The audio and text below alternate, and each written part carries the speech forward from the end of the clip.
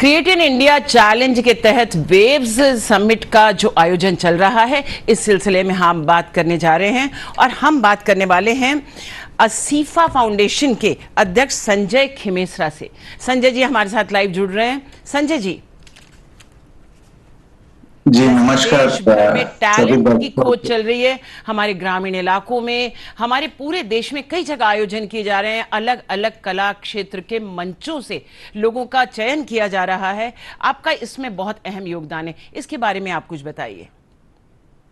देखिए, world audio visual and entertainment summit जो 1 से 4 मई को हो रही है जी, पिछले 9 महीने से इसके तत्वावधान में क्रिएट इन इंडिया चैलेंज एक आयोजित किया जा रहा है। जी, उसमें असीफा इंडिया अवार्ड्स ऑफ एक्सीलेंस आयोजित कर रहा है। जी, हमने देश भर और पूरे विश्व में लोगों के साथ संपर्क किया और उन्हें इस आयोजन में जोड़ा। तो ऑलरेडी हमारे जो इस अवार्ड्स ऑफ एक्सीलेंस के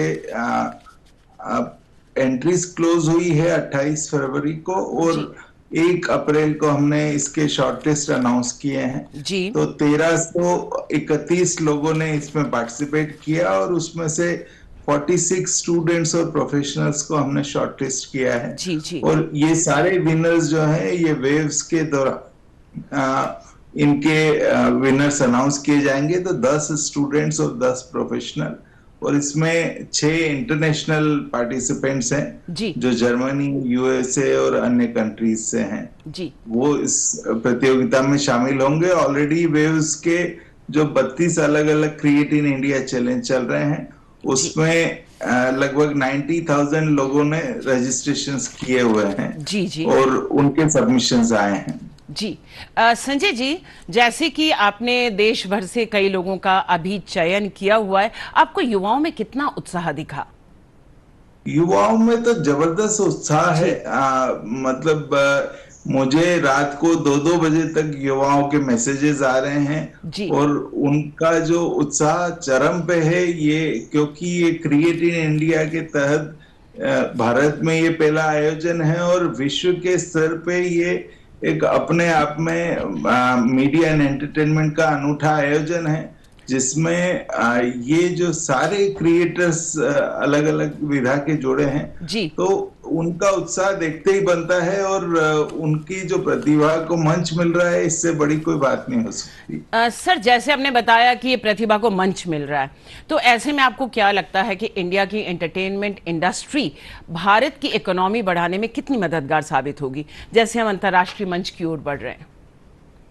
देखिए, ऑलरेडी इंडिया की इकोनॉमी में ये जीडीपी से बेहतर योगदान मीडिया एंड एंटरटेनमेंट सेक्टर दे रहा है पिछले 1 दशक से भी अधिक समय से और एक सनराइज सेक्टर के तौर में उभरा है। और आज चूंकि भारत की इकोनॉमी सबसे ज्यादा युवाओं से जुड़ी हुई है तो युवाओं के अंदर जो आईटी के बाद एक नेक्स्ट वेव जो दिख रही है वो मीडिया एंड एंटरटेनमेंट की दिख रही है। और आने वाले जो 5 साल है इसमें इस प्रकार के आयोजन से निश्चित तौर पे देश का मंच पूरी तरह से एक अलग स्तर पे जाएगा। Already animation, visual effects, gaming, comics, digital media, television, radio और फिल्म्स में हम काफी अच्छा काम कर रहे हैं और इस प्रकार के मंच से और लोगों की जो एफर्ट्स हैं उनको एक नया दिशा मिलेगी और इस इंडस्ट्री की जो डबल डिजिट ग्रोथ है वो मेरे ख्याल से बहुत तेजी से आगे बढ़ेगी और नए जो युवा हैं जो अपने एम्प्लॉयमेंट्स के लिए अच्छे सेक्टर्स ढूंढ रहे हैं वो डेफिनेटली इस फील्ड की तरफ आकर्षित होंगे। संजय जी, ये इसका 4 और 5 मई को मुंबई में जो फाइनल कार्यक्रम होने जा रहा है, सुना उसमें मोदी जी भी जा रहे हैं। ऐसे में आपको क्या लगता है, क्या माहौल रहेगा और किस नजर से आप इसको देखते हैं?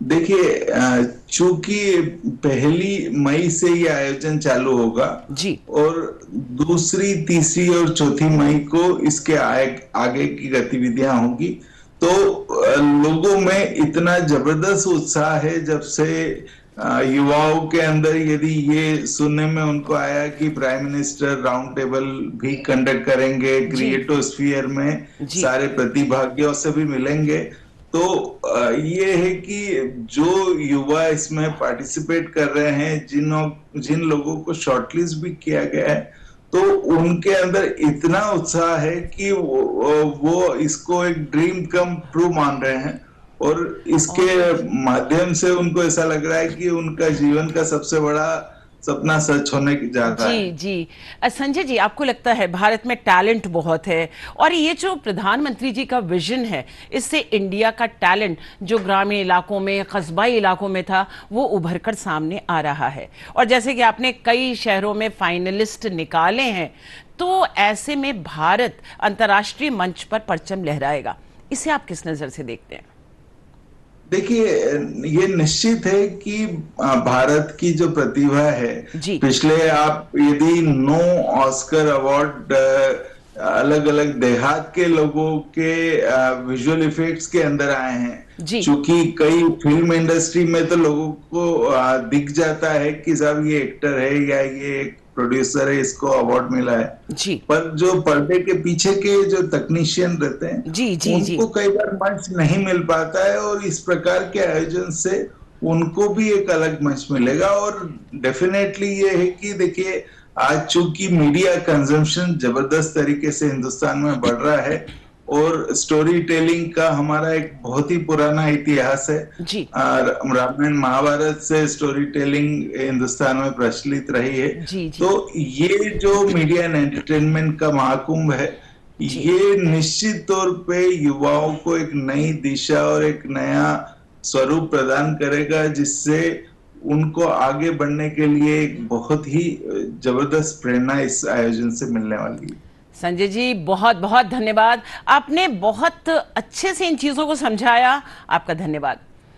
क्रिएट इन जी इंडिया धन्यवाद। चैलेंज में जिस तरह मोदी जी का ये विजन हमारे देश के टैलेंट को लेकर ऊपर आ रहा है, और बहुत ही जल्दी इसके फाइनलिस्ट जो मुंबई में मिलने जा रहे हैं 4 और 5 तारीख को, तो उसमें ये टैलेंट उभर कर आएगा और अंतर्राष्ट्रीय स्तर पर इसकी पहचान बहुत ऊंचाइयों तक जाएगी। बढ़ते हैं अगली खबर की ओर।